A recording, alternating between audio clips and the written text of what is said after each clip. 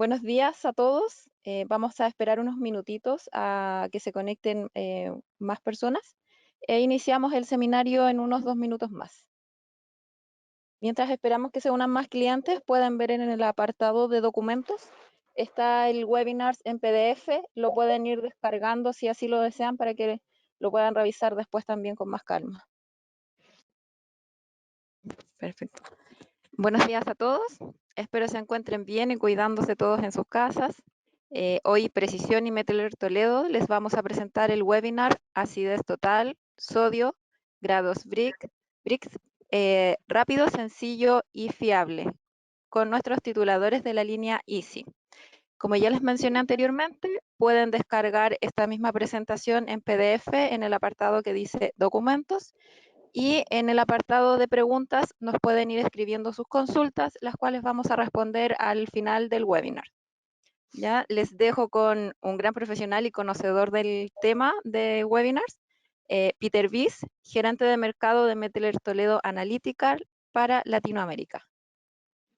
Sí, muchas gracias y bienvenidos a este webinar. Y como han escuchado, yo vivo en Suiza y soy suizo y hablo alemán como lengua materna, de ahí que el castellano no es mi lengua materna, y si tienen dificultades para entenderme, por favor que lo digan para que pueda repetir algo, si no quedaría claro. En la próxima hora vamos a centrarnos en 3 determinaciones de concentración que se hacen muy a menudo en el control de calidad de alimentos y bebidas. Vamos a ver la determinación de la acidez total en zumo de naranja, la determinación del contenido de sodio en papas fritas y la determinación del contenido de azúcar en grados Brix en un zumo de naranja también. Esta es la agenda que tenemos y en esta presentación lo que quería hacer es al principio darles una pequeña introducción a nuestra gama de instrumentos. Easy es toda una familia que consiste de muchos instrumentos distintos, no solamente tituladores, sino también densímetros y refractómetros y un analizador de sodio. Después seguirán los 3 temas que he mencionado. Y para cada tema yo en primer lugar quería dar una introducción breve teórica, lo que voy a hacer, y después de cada introducción a la teoría voy a hacer el análisis con un instrumento Easy y estos análisis vamos a transmitirlos en vivo directo con nuestra cámara. Empezamos con la gama de instrumentos Easy. Primero, en esta familia hay una amplia gama de valoradores, tituladores. Aquí en la primera línea se ven. Hay tituladores tanto automáticos como semiautomáticos, es decir, hay tituladores que añaden el reactivo automáticamente según la señal que se emite con el sensor, con el electrodo, pero también hay valoradores que funcionan como una bureta motorizada donde el operario añade el reactivo y trabaja con un indicador de color. Y esos tituladores los hay en varias versiones, los automáticos, para hacer titulaciones ácido-base, titulaciones redox, titulaciones Carl Fischer, pero también hay uno que tiene la capacidad de hacer cualquier tipo de titulación. Segundo, hay densímetros digitales. Aquí en la segunda fila hay un densímetro digital de sobremesa de 3 decimales y otro de 4 decimales. En esta presentación no voy a presentar los densímetros, pero si hay interés, podríamos hacerlo más tarde también, por supuesto. Y después hay también productos Easy que son refractómetros. Hay un refractómetro Easy Brix que sirve solamente para medir grados Brix, es decir, determinar el contenido de azúcar en productos como zumos de fruta, por ejemplo, mermelada, o productos de dulce de leche y productos de este estilo. Después hay otro instrumento de 4 decimales, un refractómetro que puede medir Brix, puede medir índice de refracción, puede medir también otras escalas, por ejemplo, exprimir los resultados en grados HFCS, High Fructose Corn Syrup, por ejemplo, tienen más escalas integradas. Y la gran diferencia que hay entre estos dos modelos es que el primer modelo, aquí a la izquierda, que mide solamente bricks, tiene un prisma hecho de vidrio, mientras que el Easy R40 tiene un rango de medición más amplio y para poder hacer esto necesita otro tipo de material para el prisma, tiene un prisma de zafiro. Y después, como último, aquí vemos el refractómetro EasyBEF, que sirve sobre todo para determinar el grado BRICS, en zumos, por ejemplo, en mosto de uva también, en la viticultura. Y en este webinar vamos a ver estos dos tipos de instrumentos. Vamos a ver un titulador, Easy Pro se llama, que utilizamos para determinar la acidez en el zumo de fruta. Y también trabajaremos con otro titulador, una versión muy especial que es un analizador de sodio. Y después veremos también cómo se puede determinar el grado BRICS con el refractómetro EasyBEF. Esta familia de instrumentos tienen un tamaño parecido, pero también tienen muchas más características en común. Es que al diseñar esos instrumentos, lo importante para nosotros era ofrecer a los clientes una interfaz para el usuario lo más semejante posible. Y esto se puede ver aquí, son las pantallas principales del titulador, del densímetro, del refractómetro. Esto es el menú para configurar métodos de medición y este es el menú de configuración de base de los instrumentos. Y como puedan ver, tienen una pinta muy similar y nuestra meta era de asegurar que si un usuario sea familiarizado, por ejemplo, en el manejo de un titulador Easy, que fácilmente puede aprender y familiarizarse con un densímetro y refractómetro también. Es decir, que quien conoce a uno de estos instrumentos se familiariza fácilmente con todos los instrumentos de la gama Easy. ¿Por qué se llama gama Easy? Porque son instrumentos fáciles a aprender, fáciles a usar. Es nuestra gama de productos que llamamos gama de productos estándar. Son productos fáciles de usar, compactos, pequeños y que tienen un coste, por supuesto, inferior a la gama de productos que también vendemos con Mettler Toledo Excellence. La gama Excellence son más instrumentos que vendemos a clientes que quieren automatizar las mediciones con un cambiador de muestras, por ejemplo, o que necesitan un soporte lógico muy sofisticado, por ejemplo, en la industria farmacéutica, en laboratorios de servicio, etc. Ya he mencionado. Otro punto que tienen en común, que veremos en la demostración práctica también, todos los instrumentos tienen la posibilidad de arrancar una medición de una manera muy sencilla, es que en la práctica normalmente los instrumentos permiten entrar varios métodos para hacer una medición, pero en la práctica normalmente se mide muy a menudo, se hacen determinaciones usando sobre todo un solo método o se hacen mediciones seguidas con el mismo método y para poder facilitar de lanzar el mismo método de una manera muy sencilla varias veces. En la pantalla principal, si uno hace un long click, si pulsa más de 2 segundos en la tecla, en la aplicación de medición, automáticamente se lanza el método que se acaba de utilizar antes.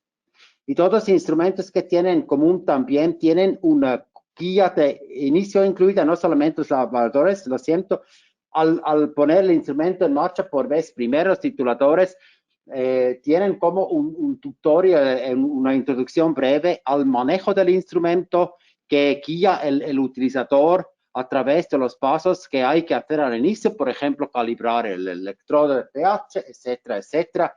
Pero lo que tienen todos los instrumentos es una función help, es decir, que en el editor, por ejemplo, donde se configuran los métodos, siempre hay textos también en castellano, en inglés, en muchos idiomas, que explican lo que significan los parámetros de los métodos, ¿no? Para una breve aplicación para que el usuario no tenga que consultar el manual de empleo. Lo que hay en común para estos instrumentos también tenemos un soporte lógico que se llama Easy Direct.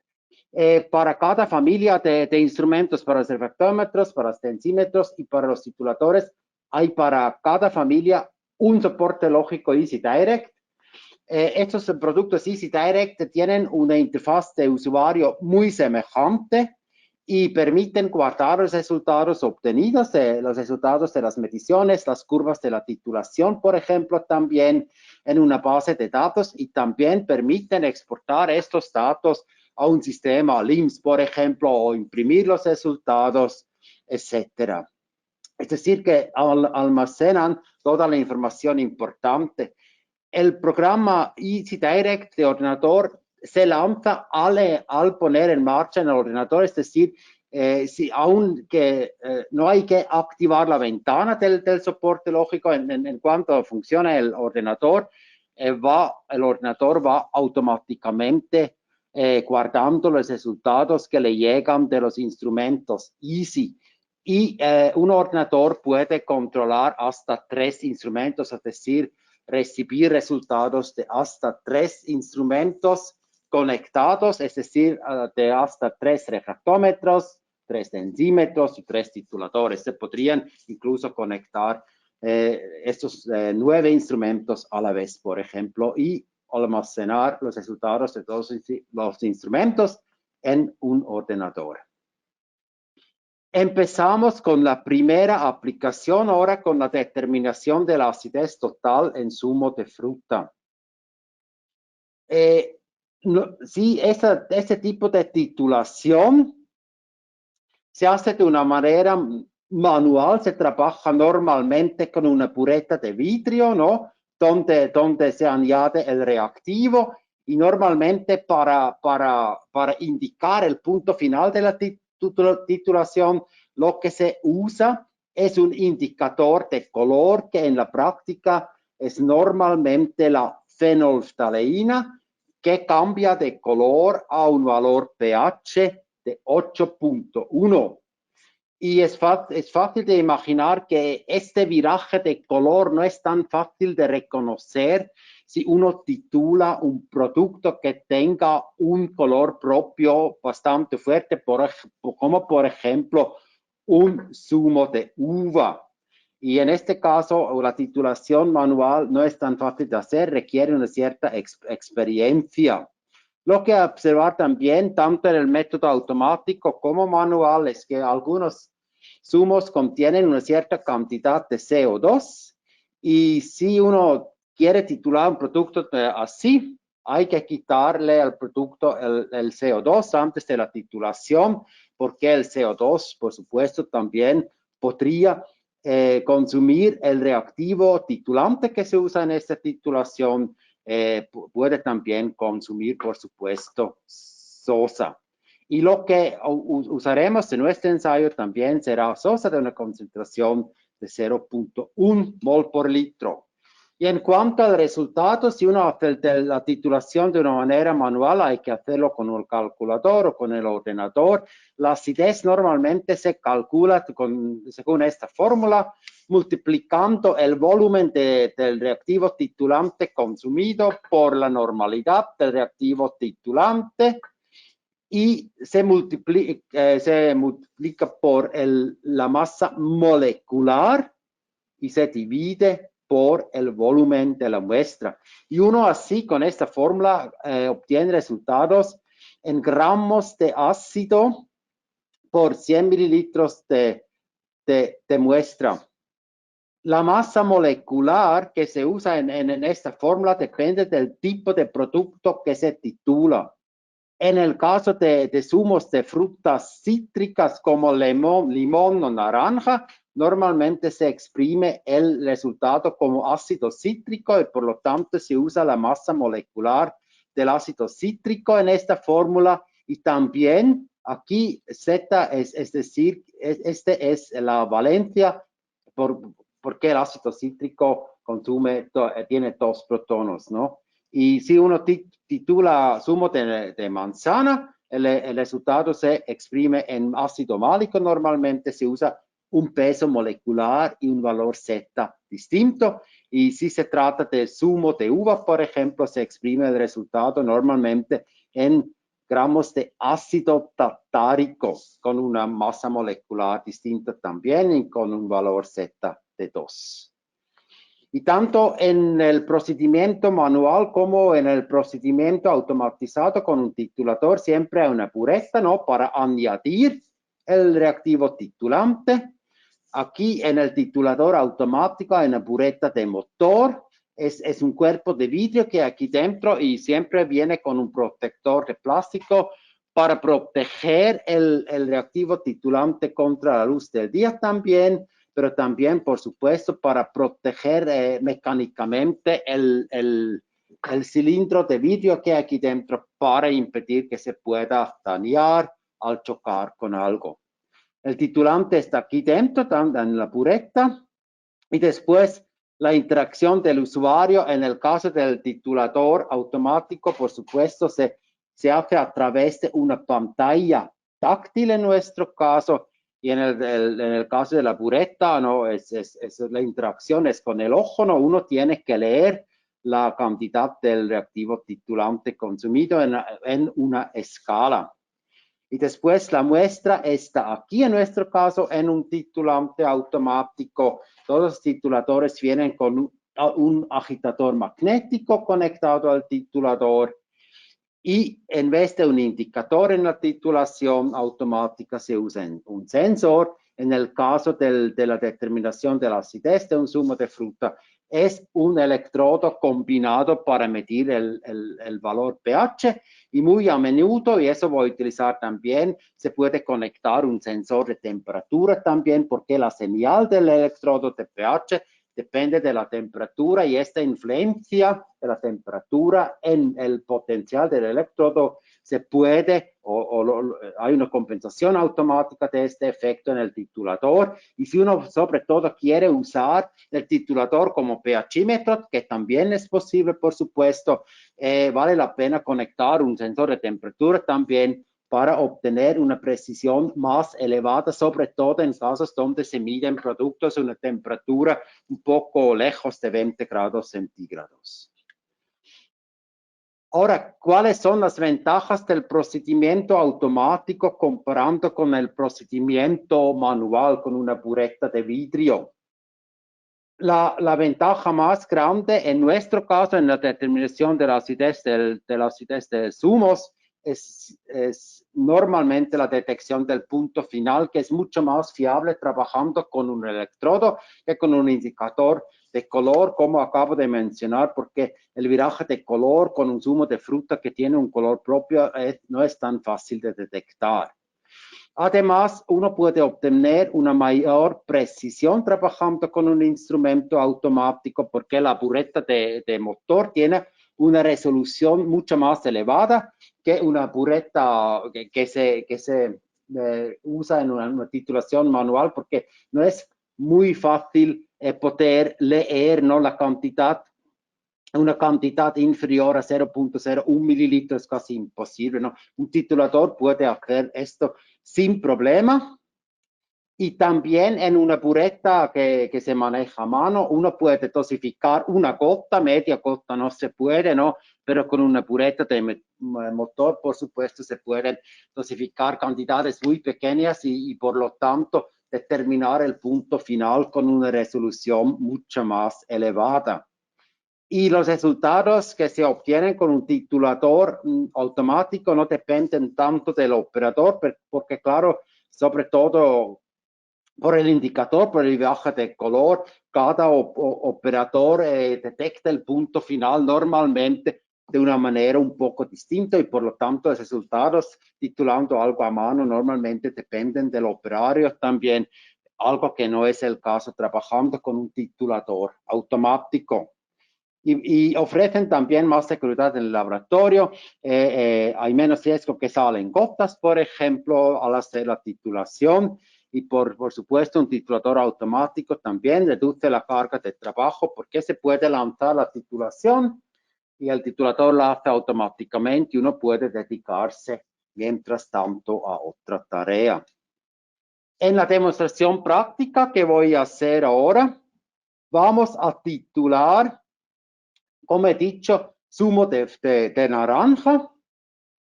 Nosotros vamos a trabajar con un tamaño de muestra de 5 mililitros, diluido con 50 mililitros de agua destilada.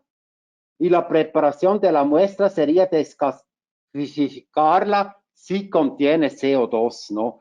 Pero en el caso del zumo de naranja, el zumo de naranja apenas contiene CO2 y por lo tanto no hay que desclasificarlo. Y lo que voy a enseñar en la demostración práctica también es cómo ajustar, cómo hacer la calibración del electrodo de pH. Para que se vea esto también, voy a hacer esto también. Y aquí abajo vemos los parámetros que voy a utilizar en mi titulación.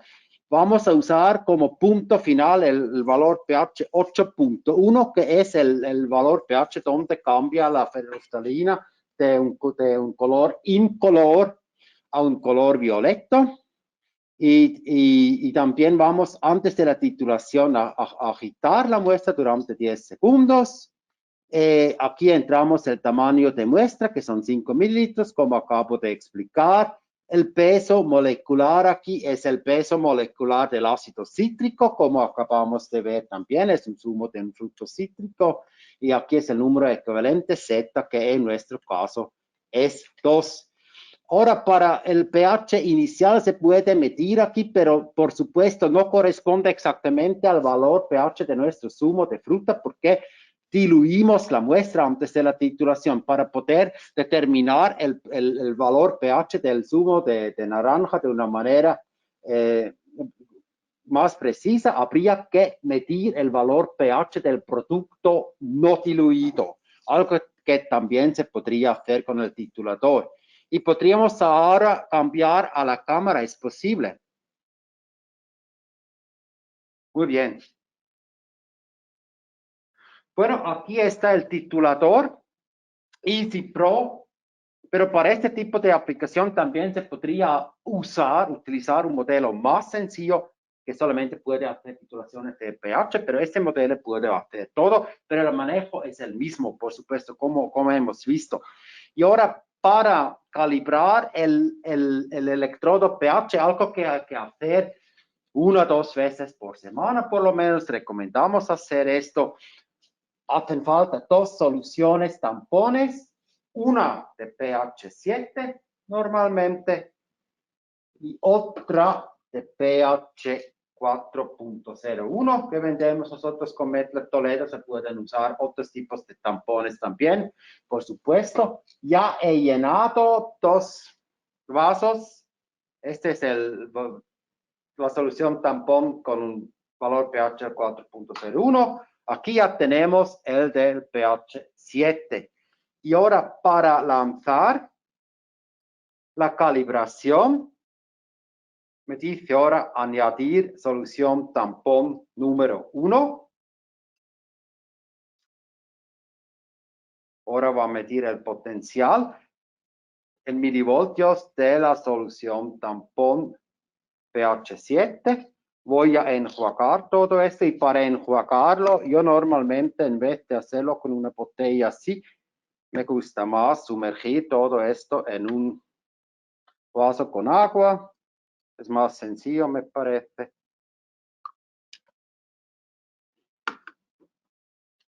Ponemos la otra solución tampón. Sumergimos.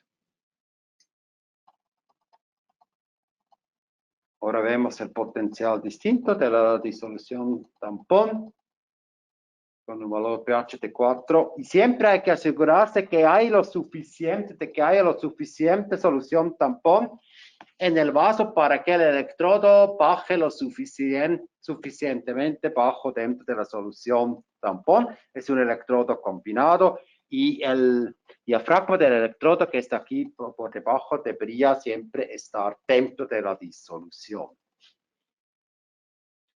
Ahora vemos el punto cero del electrodo, el pendiente de la calibración. Y ahora, para ilustrarlo, si queremos ahora medir un valor pH, por ejemplo, se activa esta aplicación, valor pH, lo lanzo, que debería dar como resultado. Es obvio, ¿no? Solamente para ilustrarlo.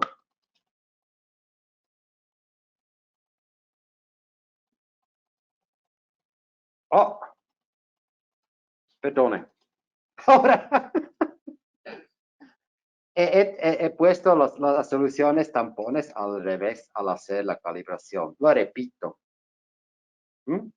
Bueno, calibración. Porque el pH del tampón 1 es 401. Puedes acercar la cámara un poco. He configurado el método al revés de lo que acabo de hacer, ¿no? Tampón número 1, 041 y el tampón 2, 7. Ahora debería funcionar. Lo siento. Lo repetimos, es rápido, ¿no? Solución tampón 2. Es decir, que uno puede entrar valores para los dos tampones que uno quiera. Uno puede utilizar cualquier tipo de tampón, ¿no? Para hacer la calibración, pero por supuesto hay que usar los tampones en el orden correcto para que funcione la calibración del electrodo.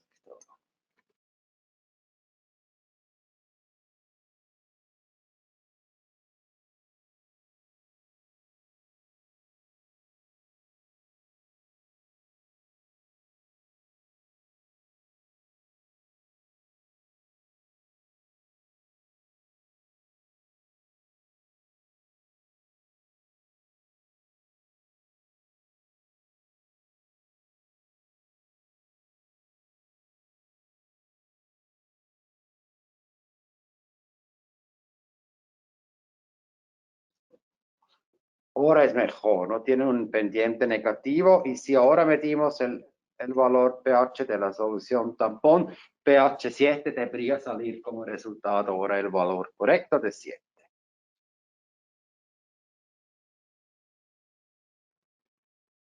Aquí está. Perfecto. Puedo parar. Y ahora vamos a hacer la titulación. Voy a enjuagar otra vez mis electrodos y después preparo la muestra y ya estamos listos para hacer la titulación. Enjuague 1, enjuague 2. Lo dejo aquí. Y ahora voy a preparar la muestra, como he dicho, 50 mililitros de agua destilada. Esta no requiere mucha precisión, es solamente para asegurar que el electrodo se sumerja completamente en la muestra. Eso es mi muestra, un zumo de naranja, barato. Yo voy a pipetear para tenerlo un poco más sencillo con una pipeta tipo Reining, también un producto de la Mettler Toledo. He seleccionado un volumen aquí de 5 mililitros.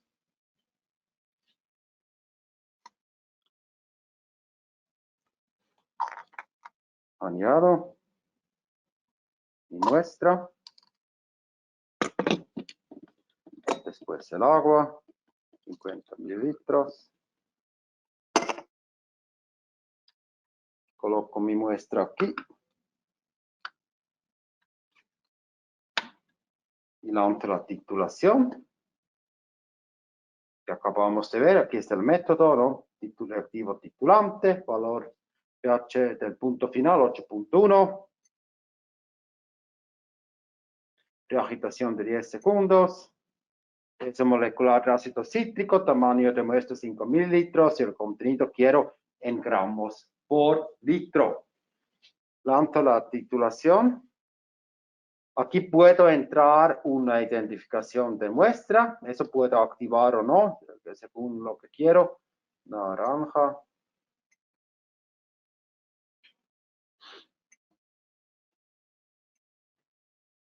Ahora tenemos el tiempo de preagitación de 10 segundos.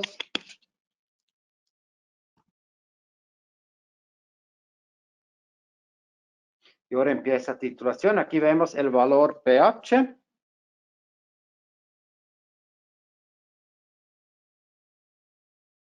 En este lado aquí el volumen del reactivo titulante añadido. Aquí siempre se ve el potencial del electrodo, el pH, el valor pH actual. Y cuanto más nos acercamos al punto final, cuanto más lento se añade el reactivo titulante, ¿no? Es decir, que al principio va rápido, después las adiciones se hacen más y más pequeñas. Ahora ya vemos, nos acercamos al punto final y casi ya nos sube el volumen del reactivo titulante añadido aquí.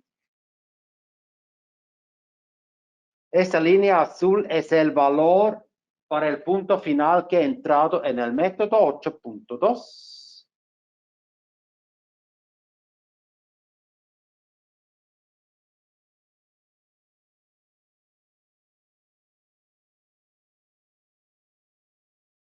De 8.02, lo siento, y ahora dentro de poco ya.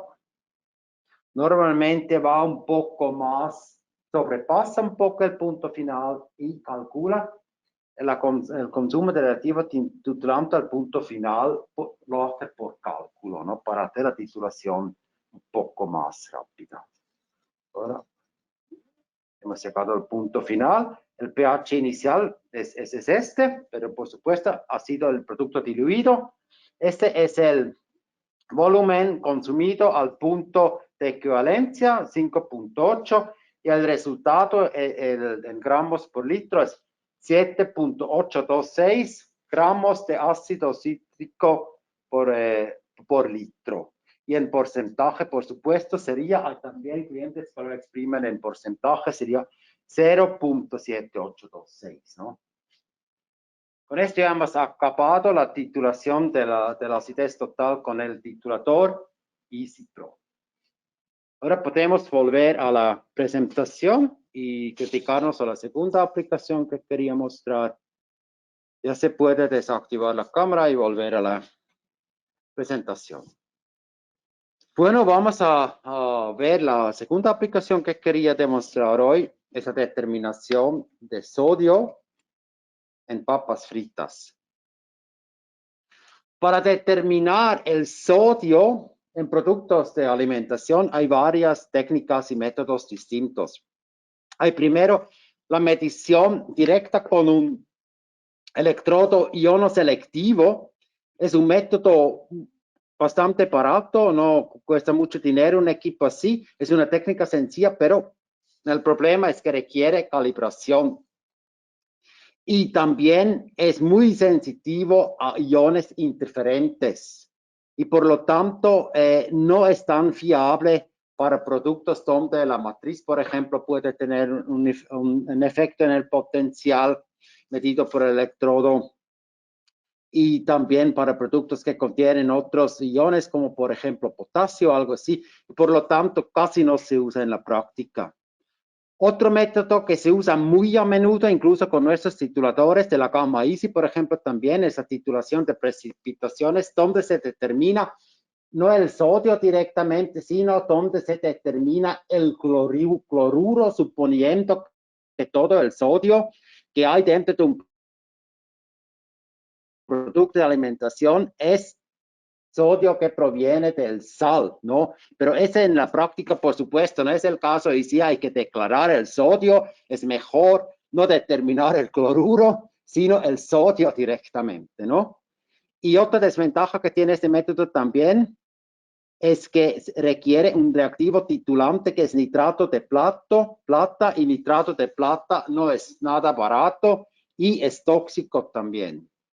Después hay otro método para determinar el sodio en productos de alimentación, que es la titulación termométrica. Es una titulación específica de sodio. Es un procedimiento bastante rápido, pero como es debido a una medición de temperatura, no funciona para concentraciones de sodio bastante bajas. Y normalmente en la práctica lo que interesa son determinaciones de sodio también en el rango bastante bajo, sobre todo si por razones legales hay que declarar un exceso de sodio y un contenido de sodio bajo que no requiere esa determinación normalmente son concentraciones bastante pequeñas y por lo tanto este método no es apropiado para muchas muestras que hay que medir normalmente en la industria que produce alimentos procesados. Y otra desventaja que tiene es que este tipo de método requiere el uso de reactivos bastante tóxicos. Hay que usar bifluoruro de amonio, que es bastante tóxico. Después, claro, hay métodos más sofisticados. Hay el fotómetro de llamas, por ejemplo, y con un fotómetro de llamas no se puede determinar solamente sodio, sino otros tipos de cationes también. Pero este método requiere una calibración externa, tiene un rango de medición limitado, necesita gas, por supuesto, hay que crear una llama. La preparación de muestras es a veces o a menudo bastante compleja, tiene un precio bastante elevado, ¿no? El equipo mismo es un sistema bastante complejo y requiere también conocimientos y entrenamiento de los operadores bastante profundos. Y después hay los métodos aún más sofisticados, que es ICE, ICP-MS o absorción atómica. Este tipo de equipo, por supuesto, ofrece la posibilidad de medir parámetros adicionales también, como por ejemplo sodio y potasio y calcio y todo eso en una sola vez. Pero claro, son equipos bastante caros, bastante complejos, requieren una calibración externa y requieren también normalmente una preparación de muestra bastante compleja. Y por supuesto, para manejarlos también requieren unos conocimientos profundos del equipo. El método que proponemos nosotros es un método bastante sencillo de hacer. Es un método donde se determina el sodio directamente y el equipo que se usa es un equipo de la gama Easy que se puede utilizar no tan costoso, ¿no? Es bastante accesible.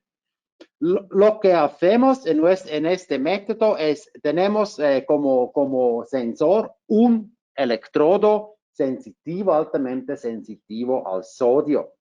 Y lo que hacemos es que al iniciar la medición medimos el potencial inicial con este electrodo y después vamos automáticamente añadiendo con la bureta de motor volúmenes conocidos, bien definidos, de un estándar de sodio. Normalmente un estándar que contiene 2000 ppm de sodio. Y según la ley de Nernst, el potencial medido por el electrodo de sodio tiene una relación lineal con el logaritmo de la concentración de sodio. Y con esta ley de Nernst, uno puede hacer algunas adiciones, determinar los potenciales correspondientes y calcular la concentración inicial, es decir, la concentración en la muestra de sodio por extrapolación. Las precondiciones para que funcione este método es que la respuesta debería ser lineal, por supuesto, porque si no hay un error en la extrapolación. Y también hay que asegurar que la respuesta del electrodo, el potencial medido, tiene una selectividad para el sodio. En la práctica, como podemos ver aquí, la ley de Nernst no es válida en todo el rango de concentración que podemos cubrir con el instrumento. Es decir, hay una cierta no linearidad en esta curva y nuestros instrumentos tienen un algoritmo integrado que compensa por esta no linearidad para poder calcular de una manera fiable concentraciones de sodio, incluso si uno trabaja un poco fuera del rango lineal. Otra cosa que hay también que asegurar es que la fuerza iónica de la muestra tiene que estar constante durante toda la medición. Eso es importante también. Y por lo tanto, en el método, como ya veremos, tenemos una fuerza iónica siempre de 0.5 mol de DIPA en la muestra y la misma concentración de DIPA también en el estándar de sodio, para que durante las adiciones de sodio del estándar de sodio no cambie la fuerza iónica dentro de nuestra muestra. Las ventajas que tiene el método de adiciones múltiples es que es una determinación específica y sobre todo directa del sodio. Se determina el sodio y no el cloruro, por ejemplo. La preparación de la muestra es bastante sencilla. Normalmente, en muchos casos, solamente hay que mezclar la muestra con agua y después añadir solución DIPA. Es un método fácil de aprender. No hace falta ninguna calibración externa porque una curva de calibración se determina con cada determinación de sodio. No hay que calibrar nada. Se reduce también significativamente los efectos de la matriz de la muestra porque la matriz durante la medición, durante la determinación de la curva de calibración está siempre presente, ¿no? Y tiene tanto efecto en el sodio añadido como en el sodio que había dentro de la muestra al principio. Este método da resultados bastante precisos, comparables a los de conocidos métodos. Normalmente el método de referencia que usamos para comparar nuestro método es el método de absorción atómica y las diferencias que se pueden observar entre los dos métodos, según el tipo de producto también, está entre 0% y 5%. Pero, por ejemplo, si uno trabaja con un sistema de cromatografía iónica para el sodio, puede haber desviaciones. Por ejemplo, si se mide un producto que contiene proteínas de hasta 30%, ¿no? Entre, por ejemplo, la cromatografía de iones con el método de absorción atómica.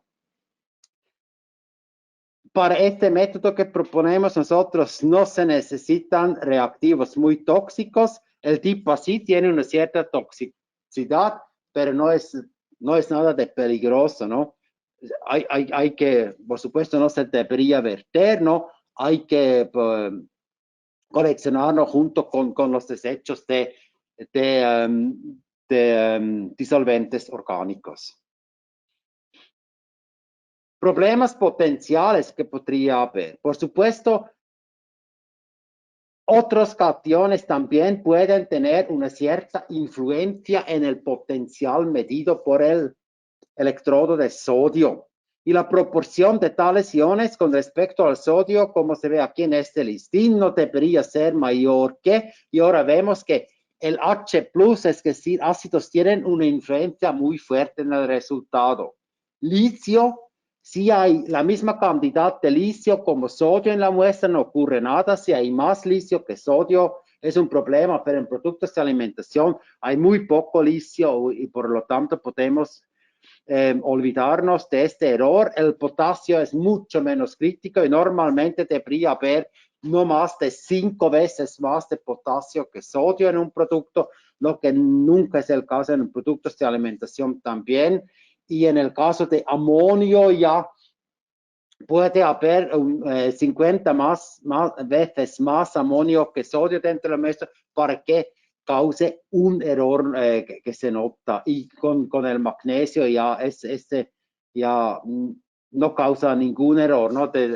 Para causar un error haría falta 2000 veces más magnesio dentro de la muestra que sodio.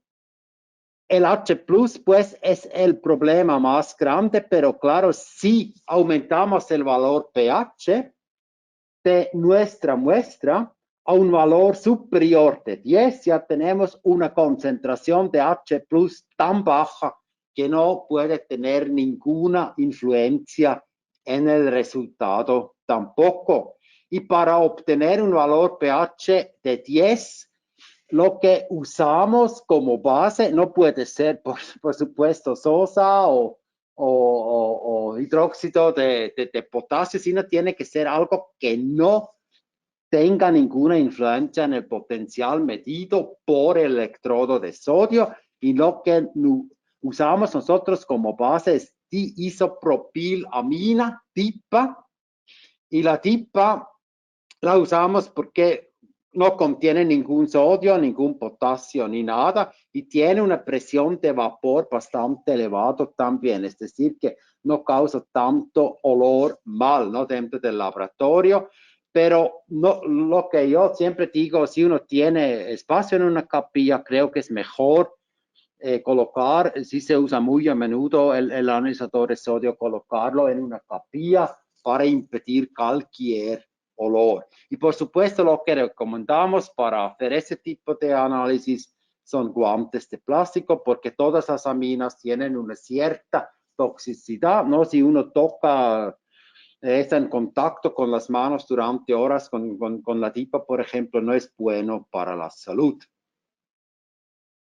El analizador de sodio es fácil de instalar y fácil de operar, como ya veremos. Tiene una navegación intuitiva como el titulador que acabamos de ver. Ahora bastante tiempo y costo de operación, es muy sencillo, es automático. El peso de la muestra se podría, ahora eso no he hecho, pero se podría también transferir directamente desde una balanza al analizador. Tiene muchos cálculos predefinidos incluidos también. Ofrecemos también una calificación del equipo al instalarlo si un cliente lo quiere, y es una solución muy asequible para la industria de alimentos y bebidas. Creo que es el método más sencillo y barato que uno puede obtener para determinar sodio de una manera fiable. Y aquí también tenemos, como para todos los instrumentos de la gama Easy, el soporte lógico Easy Direct para poder guardar las mediciones, las curvas también, y para poder transferir los resultados a un sistema LIMS, por ejemplo.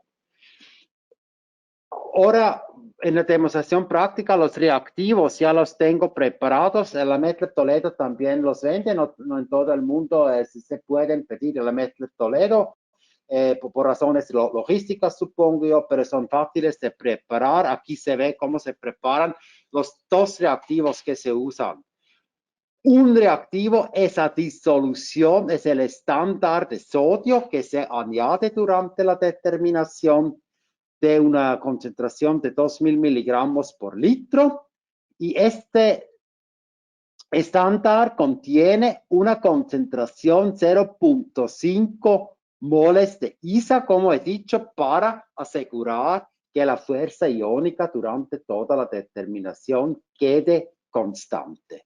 Y esta solución, este estándar de sodio que se usa para hacer el análisis, se puede preparar y se mantiene en una botella cerrada durante varios meses. Yo diría durante un año no hay ningún problema, se puede guardar. Lo que hay que observar es que no se debería guardar mucho tiempo en recipientes de vidrio.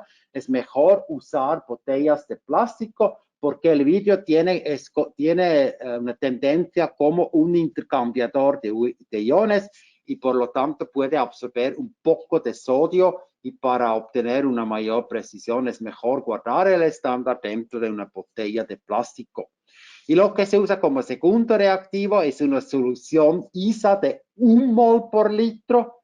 ¿Por qué 1 mol por litro? Porque normalmente se mezcla un volumen X de la muestra con un volumen igual X de la solución ISA, y así, mezclando dos partes iguales, se obtiene una concentración de 0.5 mol en la muestra, y eso quiere decir que durante la adición del estándar de sodio no hay ningún cambio de la concentración del ISA, y por lo tanto ningún cambio de la fuerza iónica tampoco. Sí, en algunos países me han comentado, no es tan sencillo encontrar DIPA, pero hay también una alternativa. En vez de DIPA se podría usar para preparar los dos estándares también. Otra base, otro amino que es tris, y el tris-hidroximetilaminometano se puede comprar o obtener en cualquier país. Esa es la alternativa también. Lo que vamos a hacer ahora en la demostración práctica es la determinación del contenido de sodio en papas fritas. Y por supuesto, papas fritas es un producto sólido y ahora no voy a mostrar todo el procedimiento para preparar la muestra. Lo hemos hecho ayer en otro webinar y solamente voy a mostrar aquí las fotos. Hay que triturar la papa frita, pesar alrededor de 6 gramos de papas en un matraz de plástico, ¿no?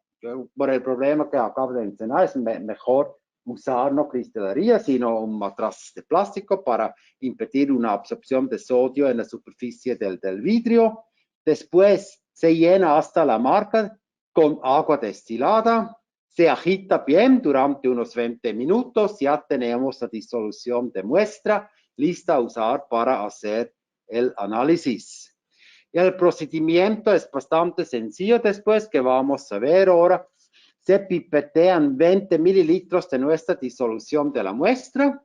Se añaden 20 mililitros de la solución tipo HCl ISA de 1 mol por litro para obtener una concentración ISA de 0.5 mol por litro y después se sumergen los sensores, se lanza el método y se hace la medición de una manera automática. Ahora podríamos cambiar a la cámara otra vez, por favor. Bueno, aquí está el analizador de sodio. Lo que tengo aquí es el modelo antiguo de hace 4 años. Hoy en día tiene la pinta exactamente igual como el titulador, pero es que aquí en el laboratorio donde hacemos nuestros estudios no he encontrado ninguna versión actual. Pero el manejo de la versión antigua es exactamente igual. La única diferencia que hay son los colores de los iconos o aquí alrededor de la pantalla también. Aquí lo que hay que hacer, aquí tenemos una disolución que contiene 50 ppm de sodio para acondicionar el electrodo antes de la medición. Eso es importante, eso hay que hacerlo todos los días, al principio del día, por ejemplo, para asegurarse que el electrodo funciona correctamente. El lanzado ahora, acondicionamiento del electrodo, se mide el potencial y aquí vemos el tiempo. Eso hay que hacerlo para asegurar que el electrodo mide un potencial constante, que no haya ningún problema con el electrodo. Porque claro, en las adiciones hay que asegurar que los potenciales que se miden, que los potenciales se midan con mucha precisión, ¿no? Porque determinamos en cada muestra nuestra curva de calibración. Eso va a durar un cierto tiempo porque el instrumento quiere asegurarse que el potencial verdaderamente quede estable. Ya se ve, son 212.59 milivoltios y eso ya es constante, pero espera un poco más para asegurarse que la segunda decimal también quede estable. Dice superado, el electrodo está en buenas condiciones. Ahora voy a preparar la muestra.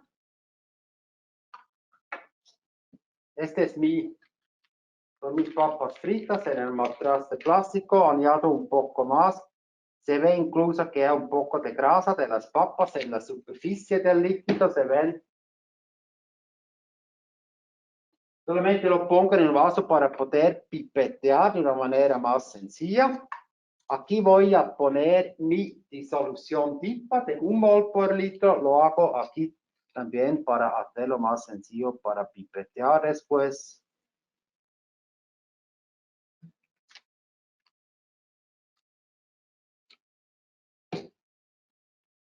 Y ahora tenemos una pipeta donde he elegido un volumen de 20 mililitros. Y antes de tocar ahora todo esto, voy a ponerme los guantes.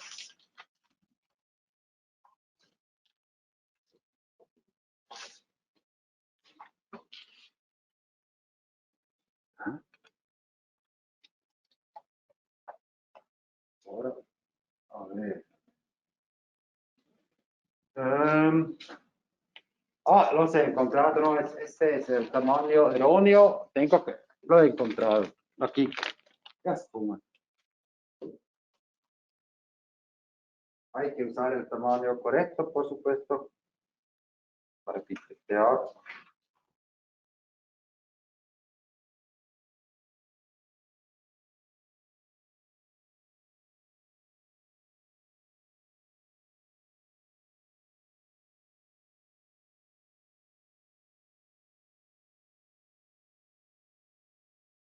Ahora. Als het eraf valt, nodig ik genau, ist nicht spitz. Ok. Ahora voy aquí algo dentro. Uso este. Pipeteo. Voy a pipetear.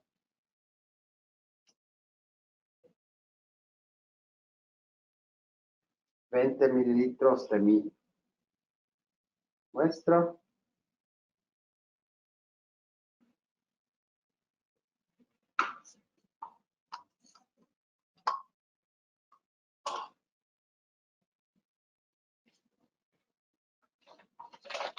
$20 mililitros de mi disolución DIPA.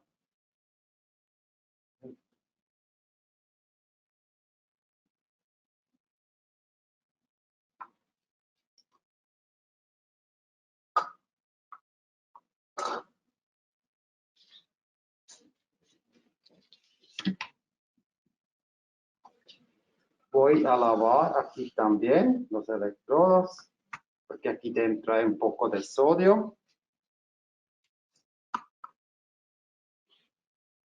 Sumergiendo y agua.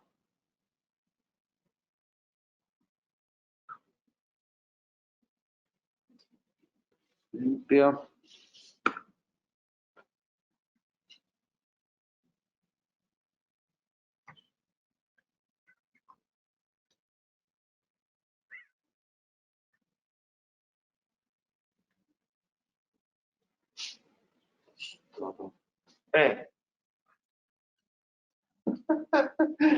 Perdón. Otra vez. Gracias, Steve. Es un resultado raro. ¿Es sicher, ja? Nee. Ah. Este es mi muestra. Ha sido correcto, Steve. Sí. Das ist die unterdrückte Lösung. Ahora, hay muchas cosas en la mesa. Bueno, ahora voy a lanzar la medición. Tamaño de la muestra ahora sale aquí 5.771 gramos.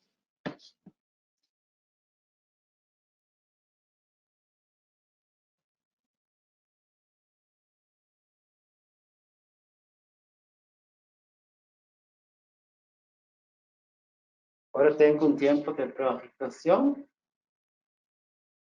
de 30 segundos para que se estabilice. Y ahora podemos ver aquí que hay uno. Normalmente recomendamos hacer la medición 3 veces, calcular el valor medio y la deviación estándar es algo que hace el instrumento automáticamente. Pero hoy, por razones de tiempo, por supuesto, no vamos a hacerlo 3 veces porque una medición así dura normalmente 10 minutos, hasta 10 minutos, porque al principio hay que esperar hasta que el potencial medido esté completamente estable y lo mismo hay que hacer después de cada adición de reactivo. Ya vemos que el valor está bastante estable, 175.5 milivoltios. Ahora ya va añadiendo un poco, ya vemos el primer punto aquí.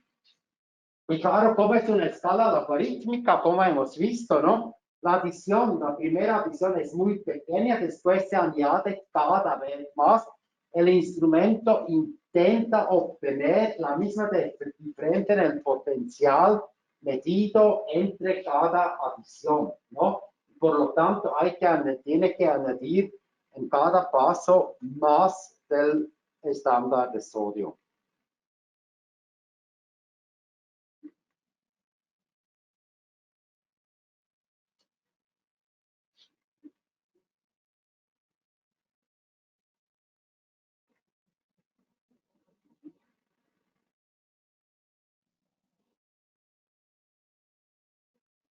Viendo ahora lentamente, viendo sobre el potencial, se lo puedo preparar.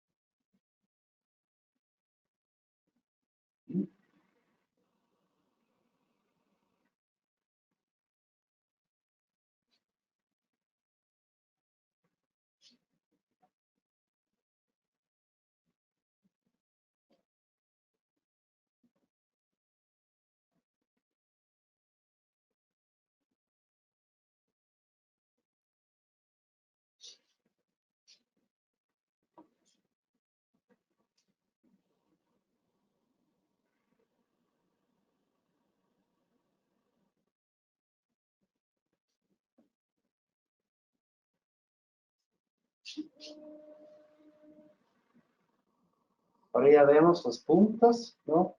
Que están aquí en la pantalla. Otra vez esperando. En cuanto al sensor de sodio, ¿no? Hay que tratarlo como un electrodo de pH. No es un electrodo combinado, sino es uno que requiere un electrodo de referencia, lo que vemos aquí. El electrodo de referencia, por supuesto, como electrolito de referencia aquí dentro del sistema, no contiene cloruro de potasio o algo así, no tiene que ser también tipo, ¿no? Y después el sistema de referencia está aquí dentro del sensor, en un cartucho, cloruro de plata. Y ahora ya vemos saliendo la recta de calibración, ahora añadido otra vez para determinar otro punto, el número de puntos que hay que determinar. Recomendamos normalmente hacer 4 adiciones, por eso se puede elegir. 4 adiciones normalmente bastan para obtener resultados fiables. Ahora el potencial ya ha llegado a 200 milivoltios. El resultado ha salido en la pantalla. Ahora tenemos un resultado, son gramos de sodio por 100 gramos de producto, ¿no? Y para hacer el cálculo en cloruro de sodio, lo que se declara en el embalaje del producto sería 0.991 dividido por el peso molecular de sodio, que son 80, que son 29, ahora a ver,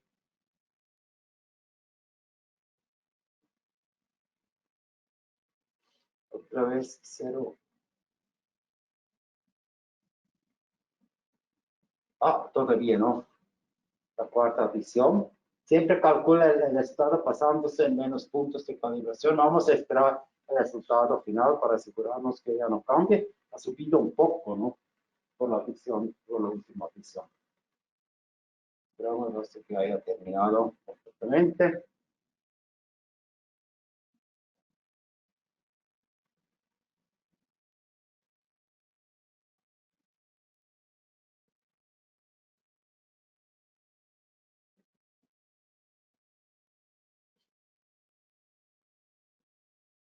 Siempre se me hace el cálculo aquí, basándose en los puntos que ya se han determinado.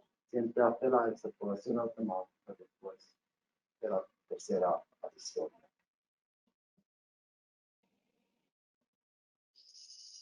Resultado final 1.009. 1.009 dividido por 22.99, que es el peso molecular del sodio, multiplicado por 58.44, que es el peso molecular del cloruro de sodio. Son 2.56 gramos de cloruro de sodio por 100 gramos de papa frita, que es un valor normal para este tipo de producto. En muchos países eso se llama exceso de sodio, porque claro, papas fritas hay que consumir y uno sobre todo tiene alta presión de sangre moderadamente.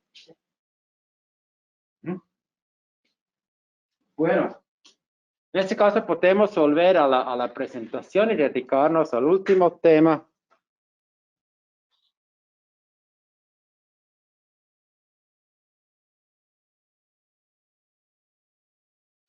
Algo que no he mencionado, tenemos un folleto de aplicaciones, en inglés solamente desafortunadamente, donde se describe el procedimiento, la preparación de la muestra para determinar sodio en muchos tipos de productos como snacks, salsas, bebidas, panadería, productos lácteos, sopas, carne y pescado, etc. Y tenemos clientes de todo tipo, por supuesto, y que determinan sodio en este tipo de productos. Es un folleto que consiste de muchas páginas donde se describen también los parámetros de medición para esos tipos de productos.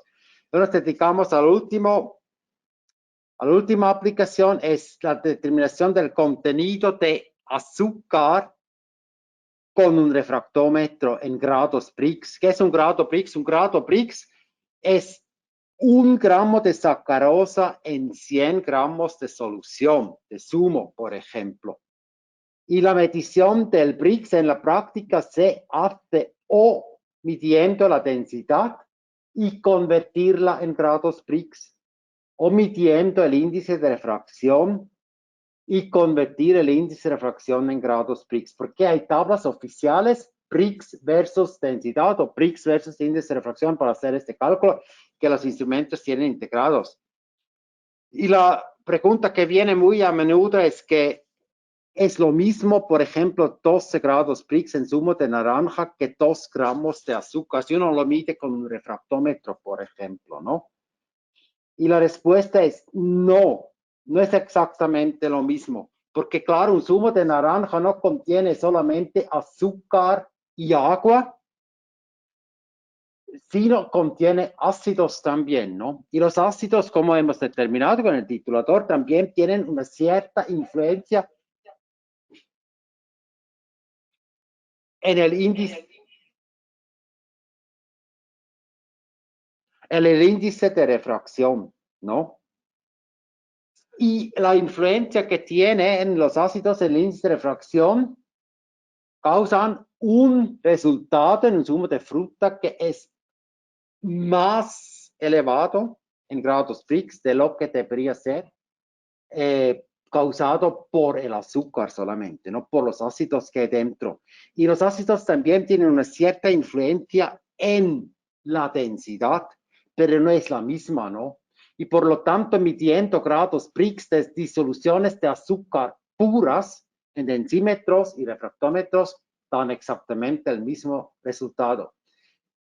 Si se miden grados Brix de productos reales como zumos de fruta, por ejemplo, uno obtiene resultados ligeramente distintos entre los dos métodos.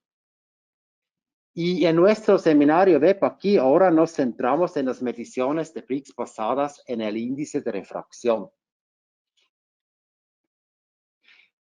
¿Qué métodos hay para determinar el grado Brix con el índice de refracción a los refractómetros ópticos portátiles, ¿no? Son instrumentos que se usan muy a menudo, sobre todo en áreas como, por ejemplo, la viticultura, ¿no? En el campo, para determinar la madurez de las uvas, basta ese tipo de equipo. Son baratos, son ligeros, son bastante, no son tan fáciles de usar, depende un poco, ¿no? Porque hay que leer el grado Brix con el ojo, hay que buscar el interfaz entre la zona oscura y iluminada en el prisma con el ojo. Por lo tanto, los resultados pueden depender del operario y el índice de refracción de la muestra y los Brix también que se miden con un refractómetro dependen de la temperatura de medición y por supuesto ese tipo de equipo no tiene ningún termostato integrado y por lo tanto tiene una precisión limitada y el índice de refracción también depende de la longitud de onda de la luz que se usa para medirlo.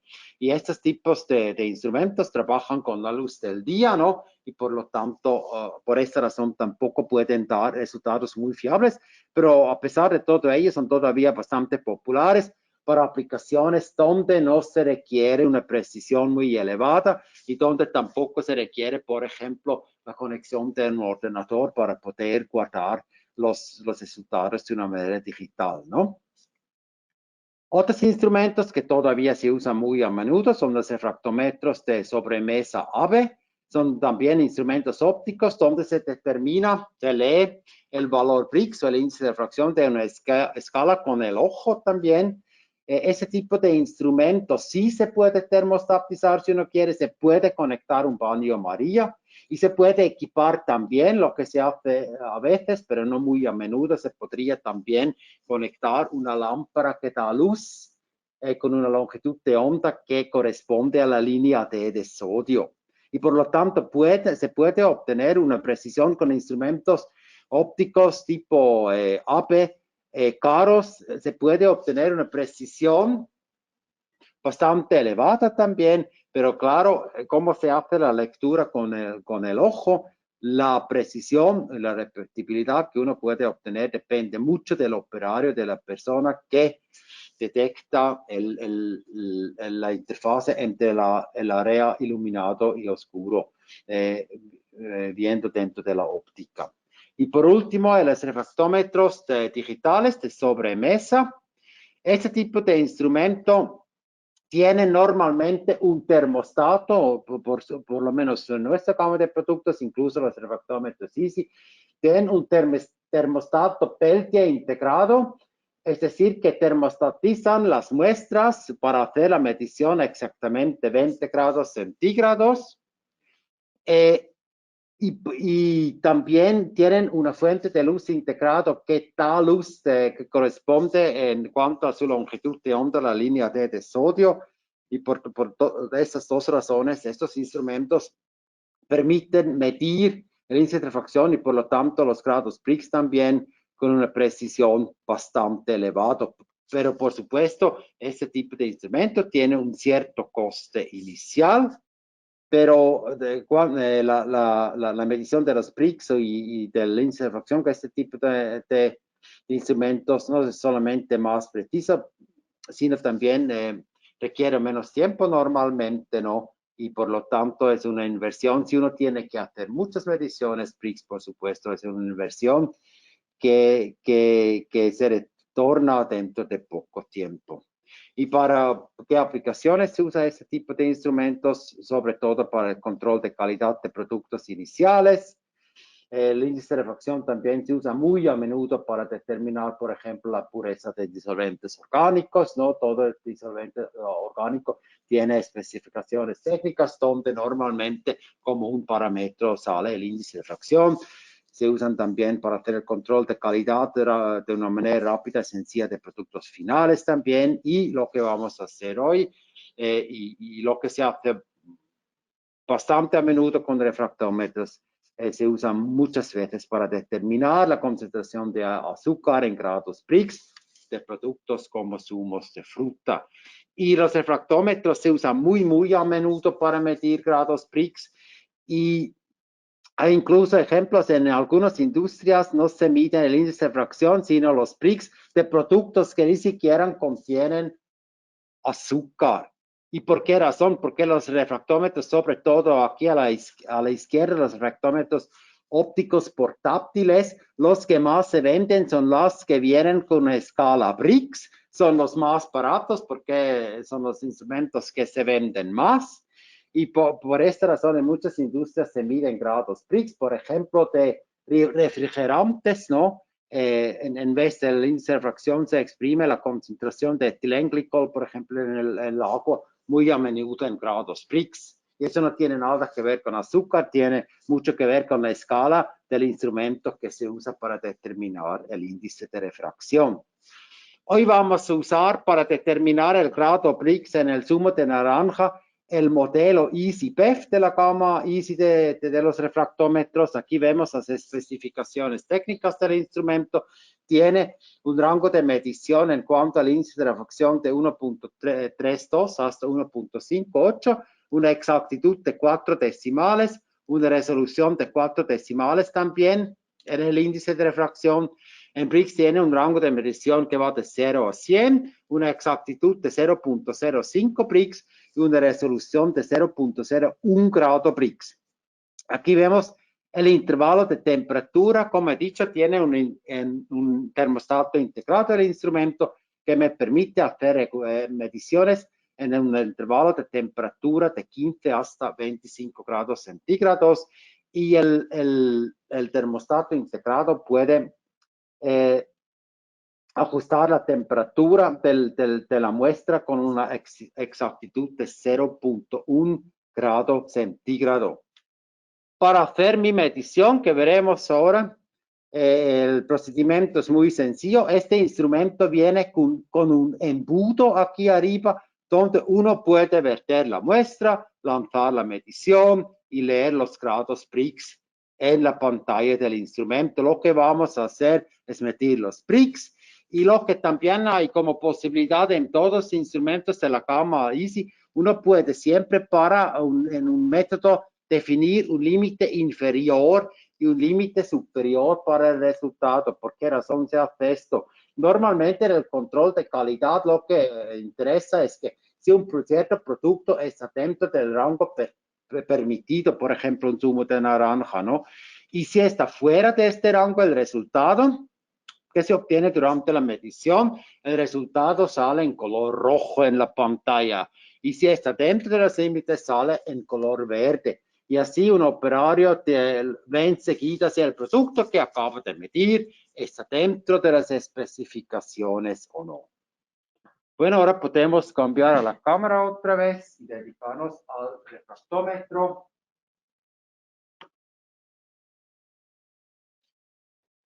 Se ve, ¿no?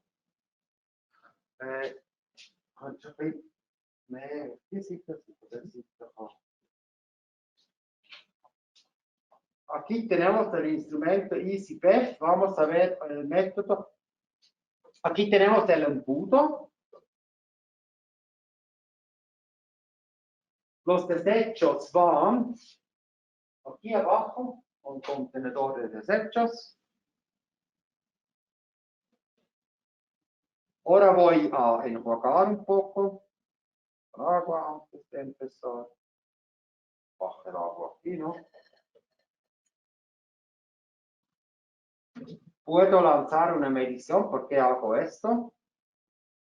Agua debería darme más o menos 0 Brix, ¿no? Es obvio. Para asegurarme que la celda esté limpia. Aquí arriba vemos la temperatura de medición que he seleccionado en mi método, es de 20 grados centígrados y la temperatura actual dentro de la celda de medición es de 20.1 grados centígrados. Y ahora el instrumento va a esperar hasta que se haya estabilizado la temperatura y después para la medición. Ya vemos que estamos a 0.01 grado Brix, que corresponde a las especificaciones técnicas del instrumento. Y como he entrado a un límite inferior y superior dentro de mi método, por supuesto, para agua estamos muy por debajo del límite inferior, que debería tener un zumo de naranja. Y ahora para medir el zumo de naranja voy a ajustar bien la muestra, verlo un poco dentro del embudo.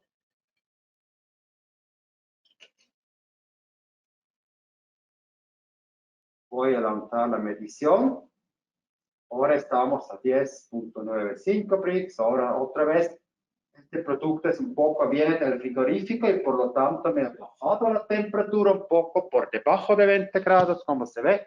Y el termostato ahora va a calentar la muestra a 20 grados. Y después te saldrá el resultado.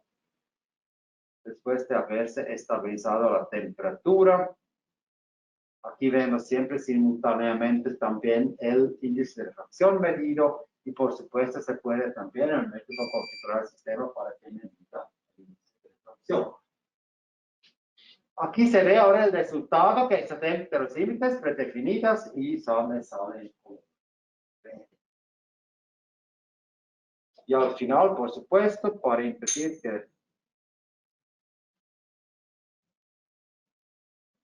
que el zumo me quede dentro de la celda durante toda la noche, voy a enjuagar porque ya estamos cerca del final del día aquí en Suiza. Voy a lavar la celda con agua. Y ya está. Con este ya he terminado las demostraciones prácticas y la presentación también. Y quería preguntar si hay algunas preguntas. Por supuesto, estamos aquí a su disposición para responderlas. ¿Hay preguntas o algo que quería ver en especial? O... Me parece que no tenemos preguntas. Sí, no tengo nada de preguntas. Ok. Sí, en este caso creo que ya podemos terminar con esta sesión, ¿no? Y quería darles las gracias por su tiempo y por el interés. Y si más tarde surjan preguntas, pueden contactar o con precisión o con nosotros directamente, ¿no? Perfecto, gracias Peter, agradecemos mucho tu tiempo y por la presentación que estuvo muy clara. Muchas gracias.